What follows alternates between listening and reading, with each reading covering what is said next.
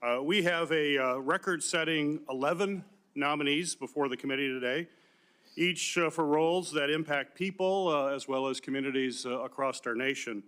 I am very disappointed with this process that has been unnecessarily rushed. An overcrowded lineup today severely limits our ability to have transparency for the American public. Members of this committee should have the opportunity to hear from and thoroughly question each nominee in front of the American people. The chairman is not even bothering to let the nominees make public opening statements, and members of the committee have not received their written testimony.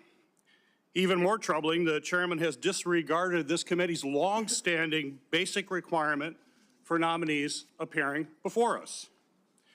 Two of the nominees, Mr. Brodsky and Mr. Ballas, have not completed financial disclosures and ethics agreements certified by the Office of Government Ethics. Two nominees, Mr. Baldus and Mr. Hamilton, have not completed FBI background investigations, always the minimum requirement for this committee. The FBI review can provide a more complete picture of the nominee's picture or of background and integrity, and the ethics review certification process is essential for providing transparency into nominees' financial interest as well as potential conflicts of interest. This is even more critical when nominees, like some of us here today, have significant financial holdings. To my knowledge, it is completely unprecedented for this committee to proceed to a hearing before these very fundamental vetting steps are complete. It has always been that way, always should be that way, and the American people expect it to be that way. And I recognize that timing is out of the nominee's control. However, it does a disservice to these nominees as well as to members of each and every one of this committee. Unfortunately, it seems like these nominees are being treated as basically just a box-checking exercise rather than a core constitutional duty.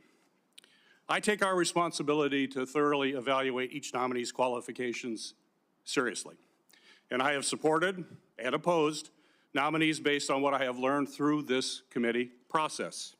I know that my committee colleagues on both sides of the aisle also want to thoroughly consider each nominee before us.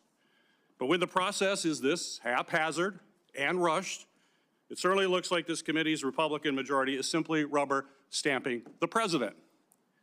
The Constitution is very clear of our oversight responsibilities to the Congress. And it's very clear that this checks and balance system doesn't work if the Congress simply is a rubber stamp for the president. And that's what we're seeing here today.